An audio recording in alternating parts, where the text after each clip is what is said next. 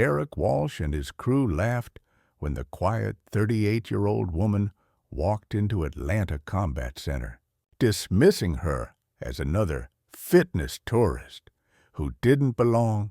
But when she removed her shirt to reveal faded Army Special Forces insignia and floored their 220-pound starfighter with a single precise strike, the entire gym realized they had gravely underestimated a living legend.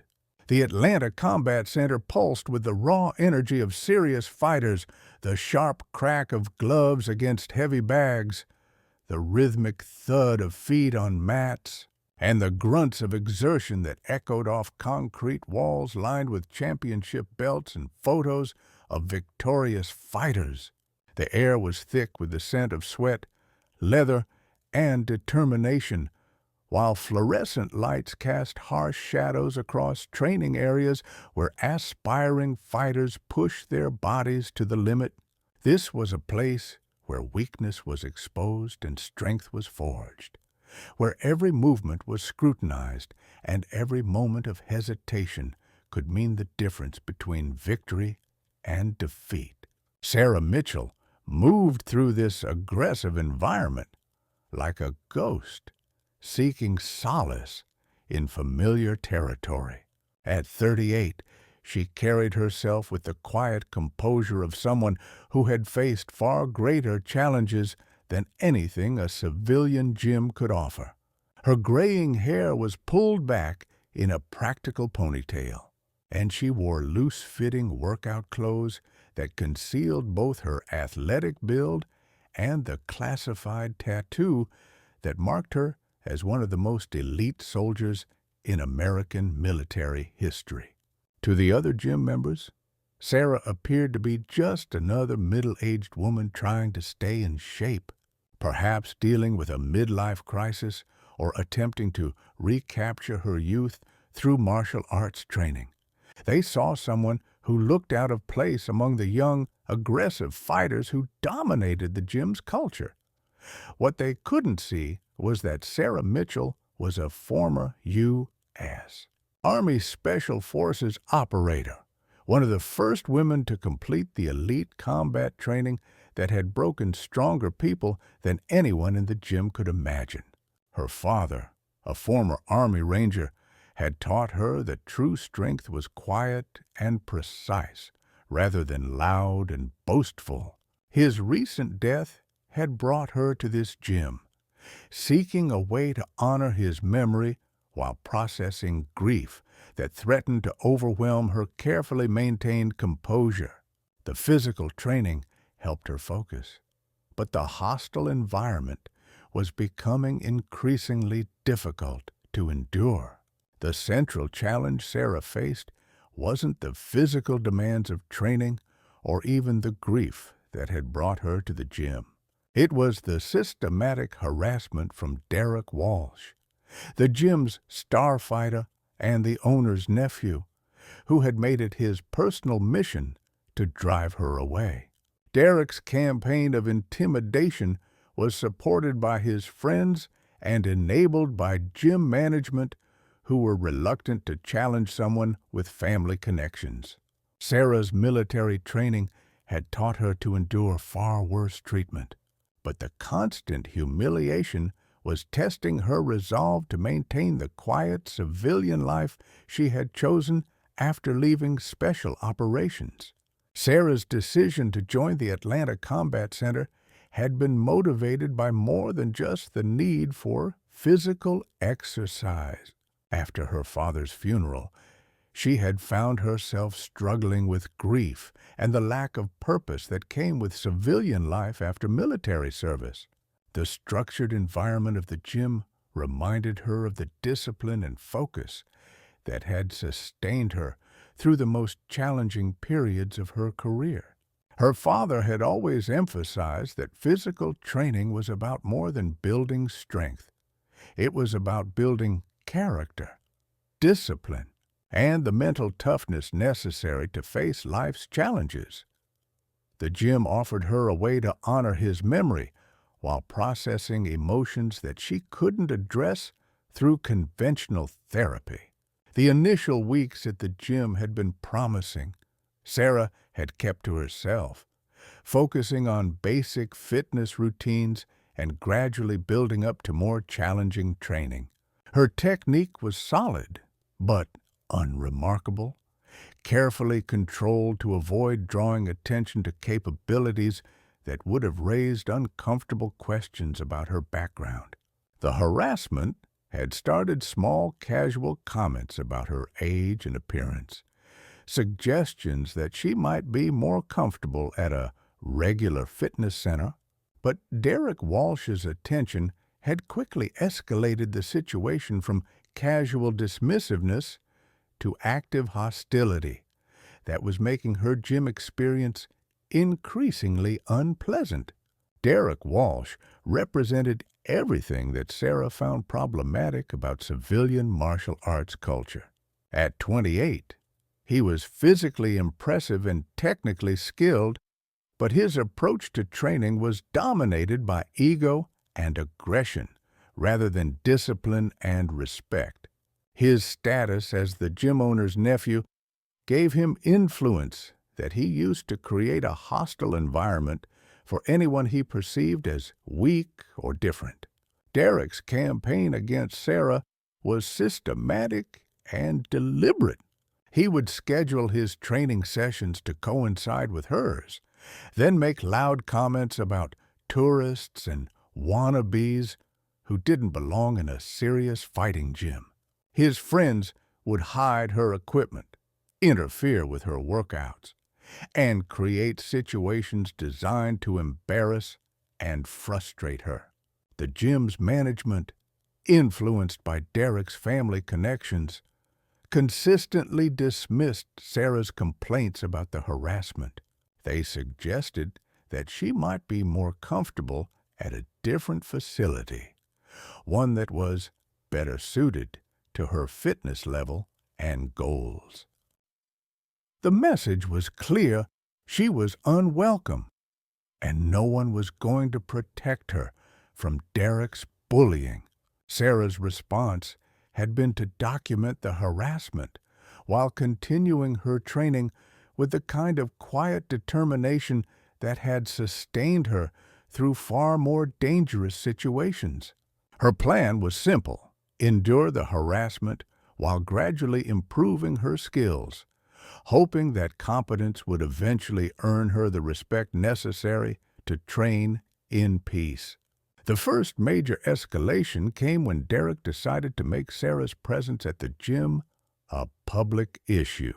He arranged for a local sports blogger to visit the gym and write a feature about authentic martial arts training versus fitness tourism. The resulting article included an unflattering photo of Sarah and portrayed her as an example of how casual participants were diluting the serious nature of combat sports. The article was devastating to Sarah's already fragile position at the gym. Members who had previously been neutral or mildly supportive now looked at her with the kind of dismissive contempt that the article had encouraged. The piece had painted her as someone who was taking up space and resources that should have been reserved for real fighters. Derek's satisfaction with the article's impact was obvious and infuriating. He made sure to reference it frequently, suggesting that Sarah's continued presence at the gym was proof that she didn't understand her place in the martial arts community. His friends amplified the message, creating an environment where Sarah felt constantly scrutinized and judged. The psychological pressure was intense, but Sarah's military training had prepared her for far worse treatment. She continued her training with the same quiet determination, focusing on technique and conditioning while ignoring the constant commentary about her supposed inadequacies. Her skills were improving steadily, but she was careful to hide the extent of her capabilities.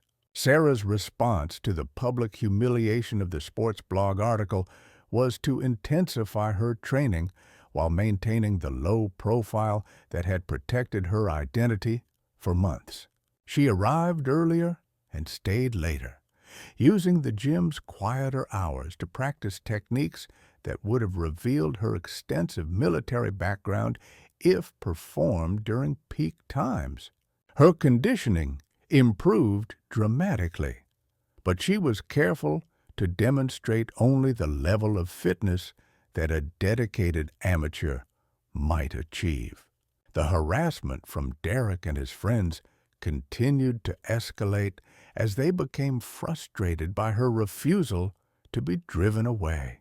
They began interfering more directly with her training, accidentally bumping into her during exercises, monopolizing equipment she needed, and creating disruptions that made focused practice nearly impossible. Despite the constant interference, Sarah's technique continued to improve in ways that were becoming harder to conceal. Her footwork was too precise, her balance too perfect, and her understanding of leverage and timing too sophisticated for someone with her supposed background. A few of the gym's more experienced members began to notice inconsistencies between her apparent skill level and her claimed experience. Frank Torres, a quiet older man who worked as the gym's equipment manager, had been watching Sarah with increasing interest. His own military background gave him insights that other gym members lacked, and he was beginning to suspect that there was more to Sarah's story than she was revealing. Word of the situation at Atlanta Combat Center began to spread through the local martial arts community, drawing attention from people who were curious about the controversy surrounding Sarah's membership. Some visitors came specifically to see the woman who had been featured in the sports blog article, treating her presence as a form of entertainment rather than respecting her as a fellow martial artist. The increased scrutiny made Sarah's position even more uncomfortable, as she found herself being observed and judged by people who had no understanding of her background or motivations. The constant attention was exhausting and made it increasingly difficult to maintain the emotional control that had allowed her to endure Derek's harassment. Lieutenant Commander James Wilson, a Navy SEAL who occasionally trained at the gym, had heard about the situation and decided to observe Sarah's training firsthand. His experience in special operations gave him the ability to recognize skills and capabilities that civilian martial artists might miss, and what he saw during his visits intrigued him significantly. Wilson noticed that Sarah's movements displayed the kind of precision and efficiency that characterized military combatives training, rather than civilian martial arts. Her understanding of anatomy and leverage suggested experience with techniques that were designed for battlefield effectiveness rather than sporting competition. And her mental composure under pressure was characteristic of someone with extensive combat experience. The breakthrough moment came during a sparring session when Derek decided to escalate his harassment to physical intimidation. He volunteered to be Sarah's sparring partner during a technique demonstration, clearly intending to use the opportunity to overpower and embarrass her in front of the entire gym membership. Derek's approach was aggressive and disrespectful, using excessive force and ignoring the controlled nature of the exercise. His goal was obviously to demonstrate Sarah's inadequacy by overwhelming her with superior size and strength, proving to everyone present that she didn't belong in their gym. What Derek didn't anticipate was that his target possessed combat skills that far exceeded anything he had encountered in civilian martial arts. When he launched an overly aggressive attack designed to intimidate rather than educate, Sarah's response was instinctive and devastating, in a movement too fast for most observers to follow. Sarah had executed a precise nerve strike that dropped Derek to the mat in complete helplessness. The technique was so perfectly executed and so obviously beyond civilian training that it immediately drew the attention of everyone present who had military experience. Wilson recognized the technique immediately as advanced military combatives, the kind of skill that was taught only to the most elite special operations personnel. Frank Torres, whose own Navy SEAL background had given him similar training, understood that he was witnessing something extraordinary. The demonstration of Sarah's true capabilities created an immediate shift in the gym's atmosphere as everyone present struggled to understand what they had witnessed. Derek's humiliation was complete and public, but more importantly, Sarah's cover had been blown in a way that made it impossible to maintain her carefully constructed anonymity. Wilson's approach was respectful but direct, recognizing that he was dealing with someone whose background was likely as classified as his own. "Ma'am," he said quietly, "I believe we need to talk privately." "Oh." Sarah's response was immediate and telling, her posture straightened into military bearing, and her eyes met his with the kind of direct gaze that confirmed his suspicions about her identity. She had been recognized by someone who understood the significance of what she had demonstrated. The gym had fallen silent as other members watched the interaction between Sarah and Wilson, sensing that something significant was happening, but lacking the context to understand what it meant. Derek remained on the mat, still recovering from the nerve strike that had demonstrated the vast difference between his civilian training and Sarah's military expertise. Frank Torres approached the group, his own military bearing making it clear that this was a gathering of people who shared experiences that the civilian gym members couldn't understand. The crisis that would expose Sarah's complete identity came during the gym's annual Member Challenge, an event that Derek had manipulated to create the ultimate humiliation for the woman he had been tormenting for months without her consent. He had signed Sarah up for the competition and announced publicly that he would personally ensure she understood her place in the martial arts hierarchy. The final event of the challenge was a combat simulation designed to test defensive techniques under pressure.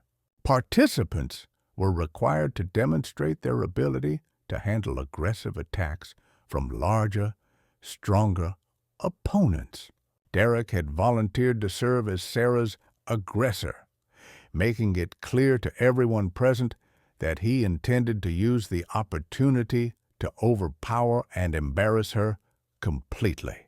The setup was deliberately unfair. Derek outweighed Sarah by nearly 80 pounds and had the support of the crowd, while she faced the prospect of public humiliation in front of people who had already dismissed her as inadequate. The gym's management had approved the matchup despite the obvious mismatch, influenced by Derek's family connections and their desire to resolve the Sarah problem once and for all. As the demonstration began, Sarah made a decision that would change everything. For the first time since joining the gym, she removed her outer shirt, revealing a faded Army Special Forces training shirt that immediately caught the attention of the military veterans present. The shirt was worn and weathered, but the insignia was unmistakable to anyone who understood its significance. Wilson and Torres exchanged glances, both recognizing the implications of what they were seeing. The shirt was not a costume or a tribute. It was authentic gear worn by someone who had earned the right to wear it. Derek's attack was launched with a kind of excessive force that revealed his true intentions. This was not a training demonstration, but an assault designed to humiliate and potentially injure his target. His approach was aggressive and uncontrolled, using his size and strength advantage to overwhelm what he assumed would be inadequate defenses. What happened next would be remembered by everyone present as one of the most shocking moments in the gym's history. Sarah's response to Derek's attack was so fast, so precise, and so devastatingly effective that it seemed to defy the laws of physics. In a single fluid movement, she had redirected his momentum, executed a perfect nerve strike to his neck and shoulder, and dropped the 220-pound fighter to the mat in complete helplessness. The technique was not something that could be learned from civilian martial arts training. It was advanced military combatives of the kind taught only to the most elite special operations personnel. The precision and efficiency of the movement spoke to years of training and real-world application that went far beyond anything available in civilian gyms. Derek lay on the mat, conscious but completely incapacitated, his nervous system temporarily disrupted by a strike that had been delivered with surgical precision. The technique was designed to neutralize threats without causing permanent damage, but its effectiveness was absolute and undeniable. The gym fell into stunned silence as everyone present struggled to process what they had witnessed. The quiet woman they had dismissed and mocked had just demonstrated capabilities that exceeded anything they had imagined possible. The transformation from victim to victor had been so complete and so dramatic that it left everyone questioning everything they thought they knew about Sarah Mitchell. Wilson stepped forward, his military bearing making it clear that he understood the significance of what had occurred. His approach was respectful and formal, recognizing that he was in the presence of someone whose service record likely exceeded his own. "Chief Petty Officer Mitchell," Wilson said, using a rank and title that made it clear he had identified Sarah's true military background. His voice carried the respect due to a superior officer, and his bearing indicated that this was not a casual recognition, but an official acknowledgment of her service. Sarah's response was immediate and automatic. Her posture straightened into the military bearing that she had been carefully concealing for months, and her expression shifted from civilian casualness to the focused attention of a career soldier. The transformation was so complete that it seemed like a different person had taken her place. "Lieutenant Commander Wilson," she replied, recognizing his own military background and acknowledging his service with the respect due to a fellow special operations veteran.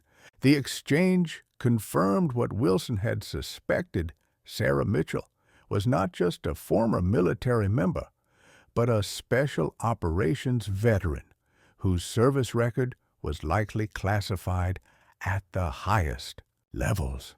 The technique she had used to neutralize Derek was characteristic of the most elite military training, and her immediate recognition of Wilson's own background suggested a level of experience that few people possessed. Frank Torres approached the group, his own Navy SEAL background making him part of a gathering that represented some of the most elite military training in the world. The quiet equipment manager was revealing his own carefully concealed identity as someone who understood exactly what Sarah had accomplished. The revelation of Sarah's true identity created an immediate shift in the gym's atmosphere as the assembled crowd began to understand that they had been witnessing something far more significant than a simple martial arts demonstration. Wilson's formal recognition of Sarah's military rank and Torres's emergence as another special operations veteran transformed the situation from a gym conflict to a gathering of elite military personnel. Wilson's next words would provide the context that explained everything the gym members had witnessed.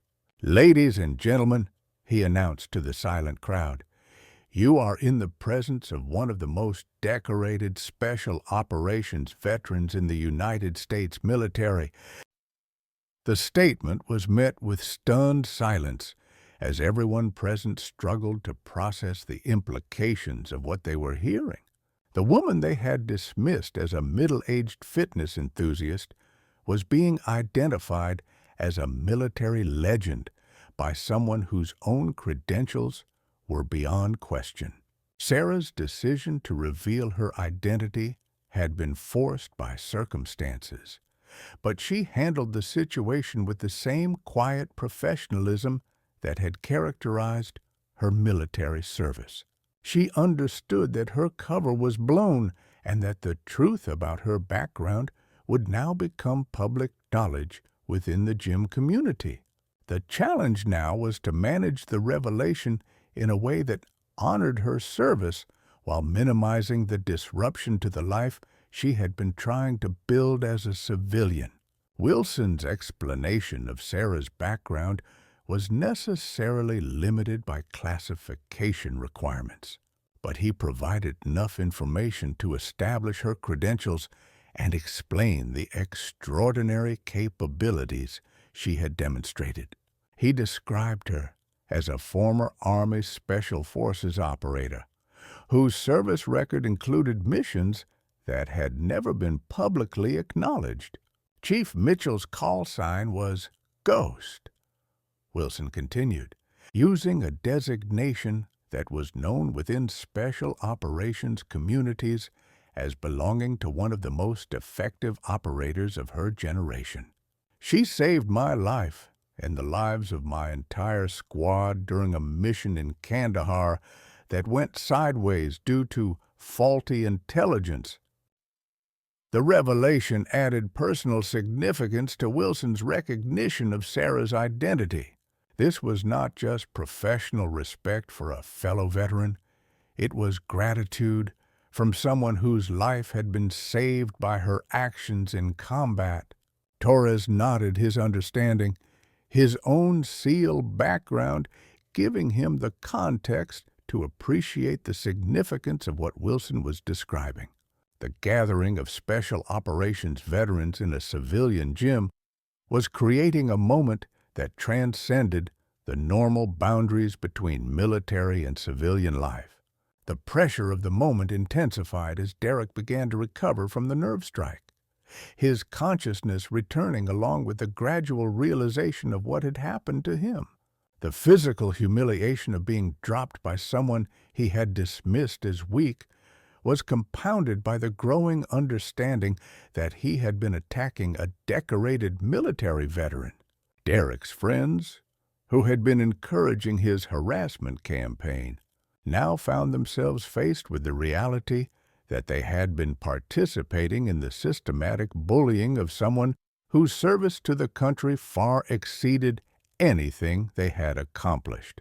The sports blogger who had written the dismissive article was present and frantically taking notes, understanding that his previous piece would now be seen as an embarrassing example of poor judgment. The gym's management, who had enabled Derek's behavior through their refusal to address his harassment, were now confronting the legal and public relations nightmare of having allowed a decorated veteran to be systematically abused in their facility. The family connections that had protected Derek were now a liability that threatened the gym's reputation and viability. Sarah stood calmly in the center of the chaos, her military bearing evident as she assessed the situation and considered her options for managing the aftermath of her revelation. The immediate challenge was managing Derek's emotional response to the revelation of Sarah's identity. As he fully regained consciousness and began to understand what had occurred, his reaction was not anger or defiance, but complete emotional breakdown. The realization that he had been tormenting a military hero created a psychological crisis that was painful to witness. "I didn't know," Derek repeated over and over, his voice shaking with the weight of his mistake. "I thought she was I didn't know." The breakdown was complicated by additional information that emerged during Derek's emotional confession. Through his tears, he revealed that his hatred of Sarah had been personal rather than random. One of her fallen teammates, whose name was tattooed on her arm beneath her shirt, had been his cousin. "Jimmy Thompson was my cousin," Derek sobbed, referring to one of the 3 names that Sarah carried as a memorial to her lost teammates. "When I heard that someone from his unit had survived and he didn't, I blamed her. I thought she had let him down." The revelation added another layer of tragedy to the situation, explaining the intensity of Derek's harassment and creating an opportunity for healing that went beyond simple conflict resolution. The critical moment came when Sarah was faced with a choice about how to respond to Derek's confession and breakdown. Her military training had taught her that leadership meant taking responsibility for the welfare of all personnel, including those who had wronged her. Her father's teachings about strength and character provided additional guidance about the importance of forgiveness and redemption. Instead of seeking revenge or demanding punishment for the months of harassment she had endured, Sarah chose a different path that reflected the values that had guided her military service. She approached Derek, who was still on the mat, struggling with the physical and emotional aftermath of their encounter. "Your cousin was a good soldier and a good man," she said quietly, her voice carrying the authority of someone who had led troops in combat. "He died doing his duty, and his sacrifice meant something. That's what you need to remember." The words were simple but profound, offering Derek the absolution he needed while honoring the memory of his fallen cousin. Sarah's response demonstrated the kind of leadership that transcended rank and situation, showing strength through compassion rather than domination. Wilson and Torres watched the interaction with the respect due to someone who was demonstrating the highest ideals of military service, understanding that they were witnessing leadership at its most effective level. The moment of transformation came when General Patricia Hayes, who had been contacted by Wilson, arrived at the gym to personally apologize to Sarah for the treatment she had endured. The general's presence elevated the situation to official recognition of the injustice that had occurred and the value of Sarah's service. "Chief Mitchell," General Hayes said, her voice carrying the authority of high command, "I understand you've been considering a return to active service. I have a proposition for you." The offer was for Sarah to lead a new training program for female special operations candidates, using her unique experience and demonstrated leadership abilities to develop the next generation of elite soldiers. The program would be based at Fort Bragg and would have the full support of the military's senior leadership. Sarah's acceptance of the offer was conditional. She requested that Derek be included in the program, not as a student, but as an assistant instructor who could learn what true strength looked like through service rather than dominance. The transformation of the situation from conflict to opportunity demonstrated the power of leadership that focused on building others up rather than tearing them down. The immediate aftermath of Sarah's revelation and her confrontation with Derek transformed the Atlanta Combat Center completely. Derek's public breakdown and confession created a moment of reckoning for everyone who had participated in or enabled his harassment campaign. The gym's management faced serious questions about their handling of the situation, while the sports blogger who had written the dismissive article found himself scrambling to write a correction that would repair the damage to his credibility. Derek's transformation was the most dramatic and immediate. The knowledge that he had been tormenting the woman who had served alongside his beloved cousin completely shattered his previous worldview and forced him to confront the ugliness of his own behavior. His commitment to making amends was total and genuine, driven by both guilt and a newfound understanding of what real strength looked like. The other gym members who had witnessed Sarah's demonstration began to understand that they had been in the presence of military royalty without knowing it. Their treatment of her became a source of shame that motivated significant changes in the gym's culture and approach to new members. The training program that Sarah developed at Fort Bragg became a model for the entire military, demonstrating that effective special operations training could be delivered by someone who combined exceptional combat experience with deep understanding of leadership principles. Her approach emphasized mental resilience, team cohesion, and ethical decision-making rather than just physical capability. Derek's role in the program was transformative for both him and the candidates he helped train. His experience of being wrong about Sarah's capabilities made him an effective advocate for looking beyond surface appearances and recognizing potential in unexpected places.